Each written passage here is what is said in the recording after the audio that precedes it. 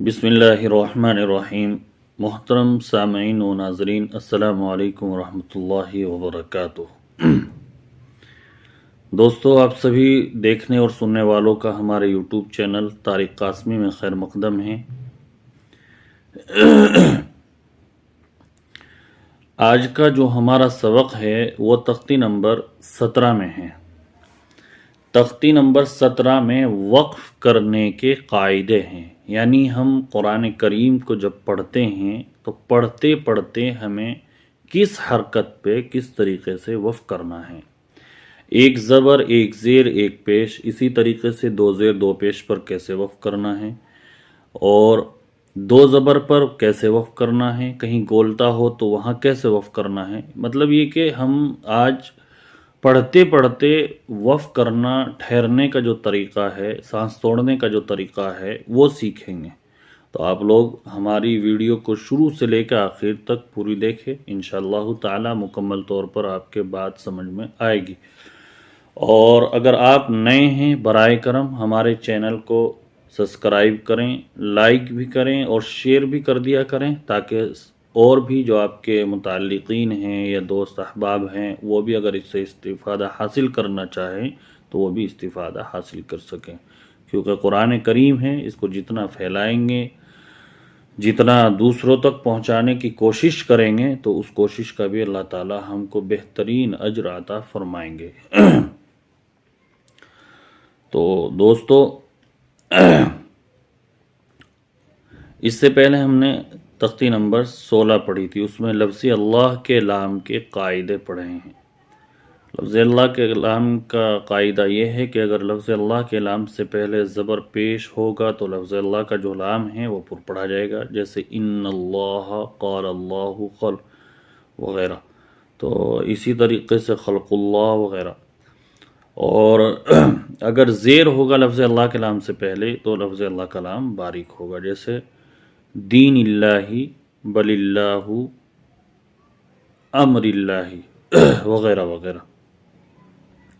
तो अब हम अपना तख्ती नंबर 17 का जो सबक है वक्फ करने के कायदे उसको शुरू करते हैं। आप लोग पूरी तवज्जो के साथ में हमारी इस वीडियो को देखें भी और सुने भी, क्योंकि सुनने से और देखने से जब भी फ़ायदा होगा जब हम इसको पूरी तवज्जो से सुने और देखेंगे और अपने बच्चों को इसी तरीके से, इसी अंदाज से पढ़ाने की कोशिश करें। और एक बात मैं कहना चाहता हूँ, अब तक हमने जितनी भी तख्ती पढ़ी है शुरू से लेकर आखिर तक, आप उसी अंदाज से पढ़ाएं जिस तरीके से हम आपको पढ़ा रहे हैं, जिस तरीके से हम ये रिकॉर्ड करके आपके लिए वीडियो अपलोड कर रहे हैं। तो इंशाअल्लाह ताला आपका भी और आपके बच्चों का भी इससे बहुत फ़ायदा होगा।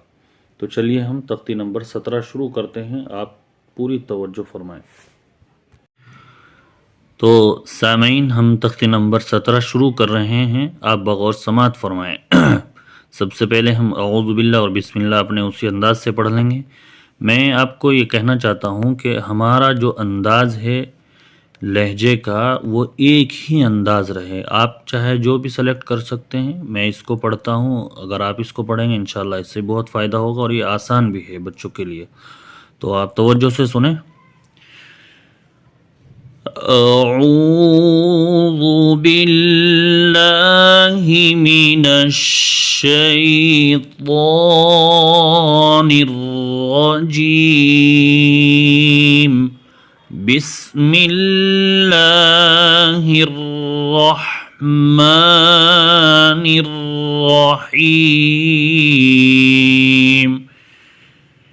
तख्ती नंबर 17 वक्फ करने के कायदे।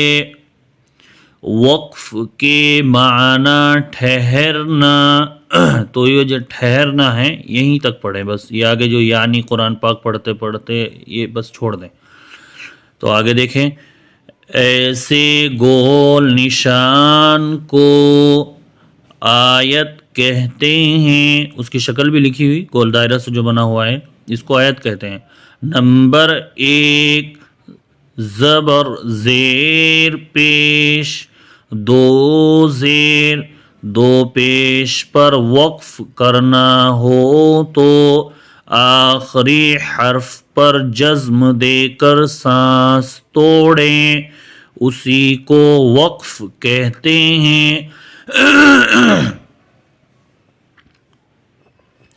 نمبر 2 زبر پر وقف کرنا ہو تو ایک زبر کے ساتھ الف پڑھا جاتا ہے، جیسے احدن سے احدا۔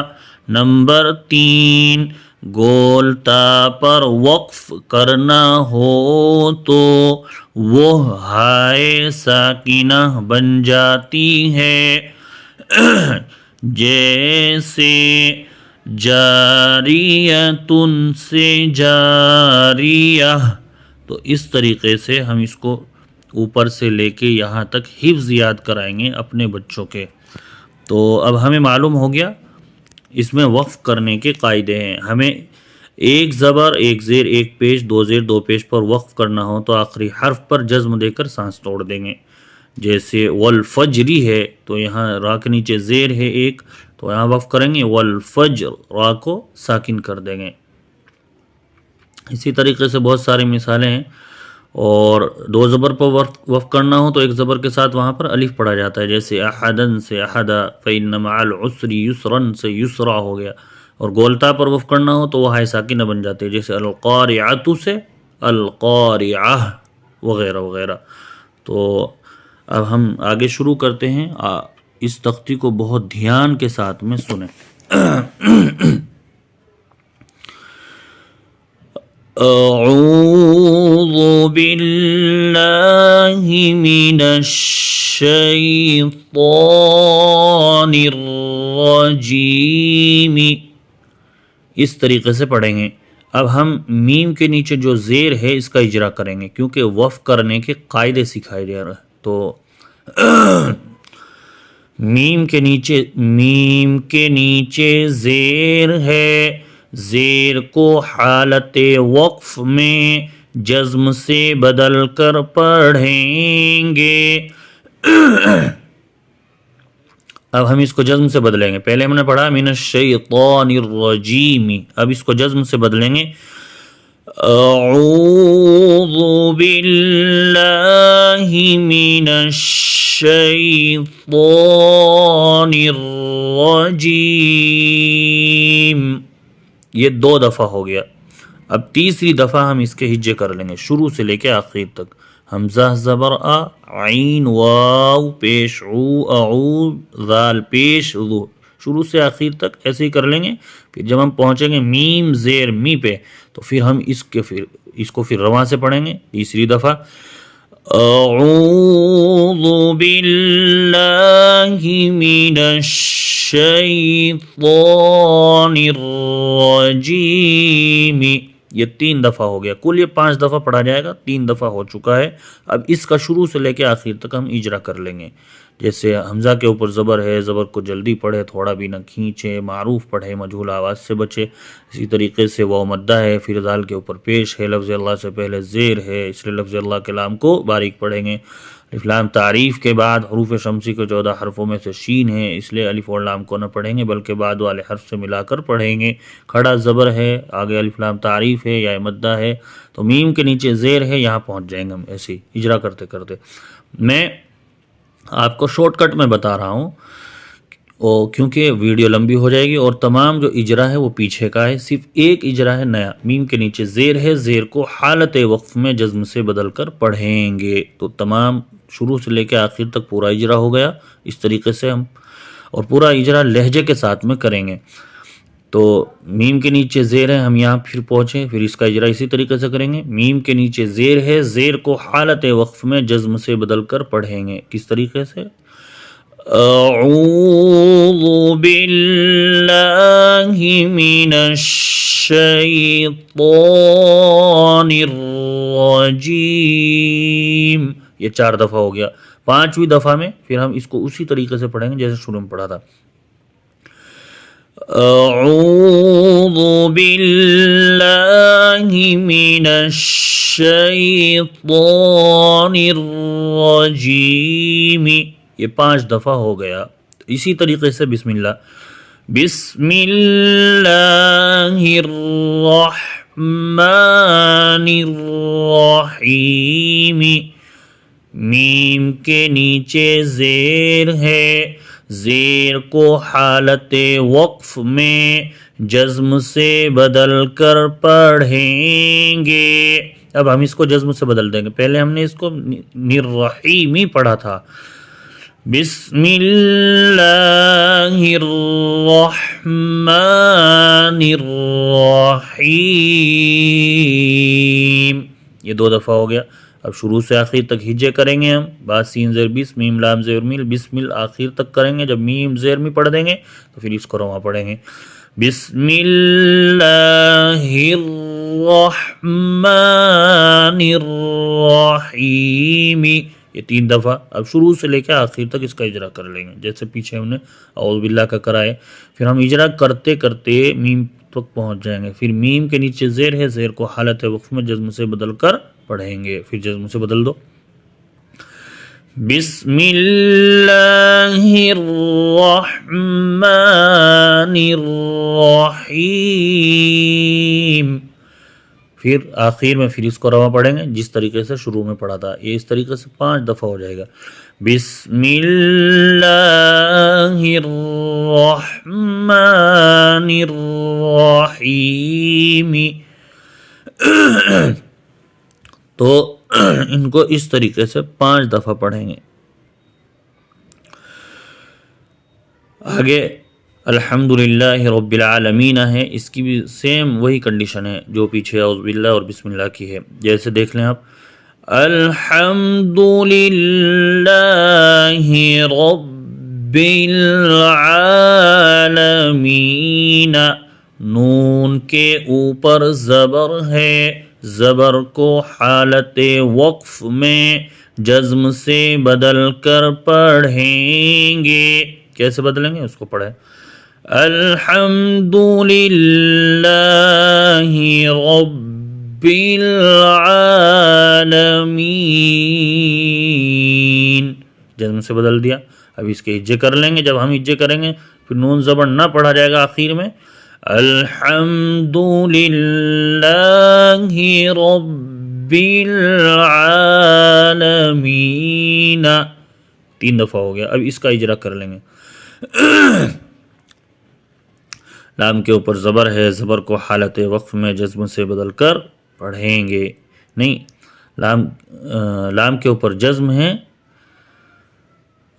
لام کے اوپر جزم ہے. جزم والے حرف کو پیچھے والے حرف سے ملا کر پڑھتے ہیں اور جزم والے حرف کو ساکن کہتے ہیں. یہ اجرا کر لیں گے. اچھا، میم کے اوپر جزم ہے، اس کا کر لیں گے. اور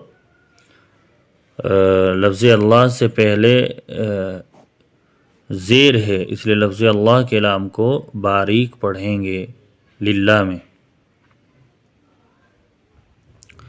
ایسی پھر الف لام تعریف کا ہے. پھر ایسی کرتے کرتے آگے کھڑا زبر ہے، یہ مدہ ہے. پھر نون کے اوپر زبر ہے، زبر کو حالت وقف میں جزم سے بدل کر پڑھیں گے. اس طریقے سے تمام اجرا کر لیں گے. باقی پھر صرف نیا جو اجرا ہے وہ صرف وقف کا ہے، آخری حرف کا. باقی سب تو نئے پرانے ہیں جو پیچھے کر چکے ہیں ہم. الحمدللہ رب العالمین، ایسے ہو جائے گا آخر میں. پھر لاسٹ میں الحمدللہ رب العالمین پڑھ کے ہم چھوڑ دیں گے. یہی کنڈیشن ایاک نعبد کی ہے. ایاک نعبد و ایاک نستعین، نون کے اوپر زبر ہے، زبر کو حالت وقف میں جزم نہیں، نون کے اوپر پیش ہے، پیش کو حالت وقف میں جزم سے بدل کر پڑھیں گے. ایاک نعبد و ایاک نستعین. اب ہم اس کے ہجے کر لیں گے آخر تک. پھر یہ نستعین ہو جائے گا لاسٹ میں. پھر اس کے بعد ہم اجرا کریں گے. نون کے اوپر پیش ہے، پیش کو حالت وقف میں جزم سے بدل کر پڑھیں گے. نستعین ہو گیا اور لاسٹ میں نستعین پڑھ کے ہم چھوڑ دیں گے. ایسی یہی سیم کنڈیشن قل هو اللہ احد کی ہے.